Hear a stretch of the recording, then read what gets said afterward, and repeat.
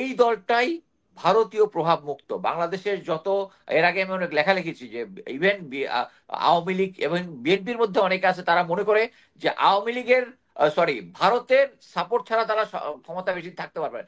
এই জন্যই আমাদের এই এনসিপি দলটাকে একটা সাপোর্ট দিতে হবে, যাতে গণতন্ত্রের স্বার্থে, দেশের স্বার্থে।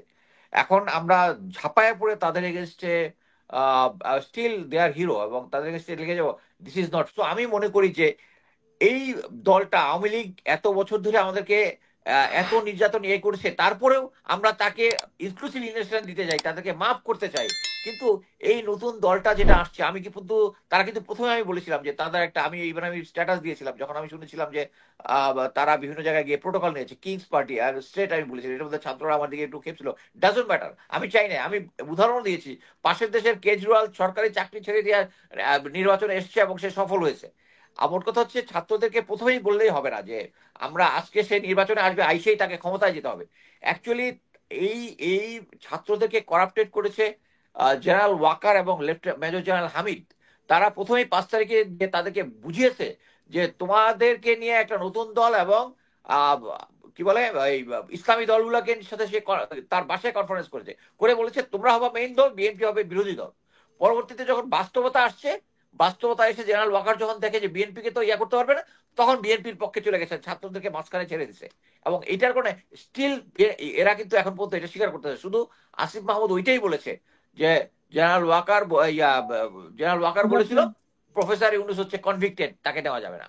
সো আমি মনে করি যে তাদেরকে আমাদের এখনই এই মানে সবাই মিলে তাকে প্রমাণ ছাড়া এভাবে ইয়া করাটা, ব্লেম দেওয়াটা আমাদের ঠিক হবে না। এবং গণহারে যেভাবে লোকজন কথা বলতেছে, ভেরি আনফর্চুনেট। এই পলিটিক্যাল রেটরিক থেকে বাংলাদেশের দলগুলাকে অ্যাকচুয়ালি ইয়া হতে হবে। এবং এট দ্য সেম টাইম আমি ছাত্রদেরও দেখি তারাও রেটরিক ইউজ করতেছে, যেটা হলে আমরা তাদের কাছ থেকে যে একটা একটা ভালো আহ, একটা বাংলাদেশ বান্ধব জাতীয়তাবাদী একটা মনোভাব চাই, এটা কিন্তু আমরা পাচ্ছি না। তবে একটা আমি সবচেয়ে এই কথাগুলো বলতেছি একটাই যে এই দলটাই ভারতীয় প্রভাব মুক্ত। বাংলাদেশের যত, এর আগে আমি অনেক লেখা লিখেছি যে ইভেন আওয়ামী লীগ এবং বিএনপির মধ্যে অনেকে আছে তারা মনে করে যে আওয়ামী লীগের, সরি, ভারতের সাপোর্ট ছাড়া তারা ক্ষমতা বেশি থাকতে পারবে না। এবং ইটস ট্রু।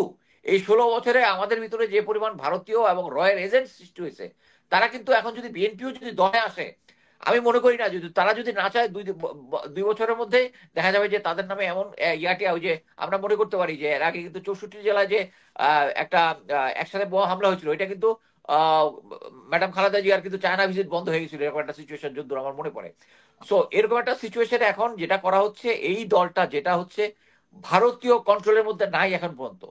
এই কারণে ভারত আওয়ামী লীগ মিলে প্লাস এখন বিএনপিও যোগ দিচ্ছে, আমি দেখলাম আর কি, যে এই দলটার এগেনস্টে একটা বিভিন্ন উল্টাপাল্টা কথাবার্তা বলে। বাট আমি মনে করি আমাদের তাদেরকে সময় দিতে হবে।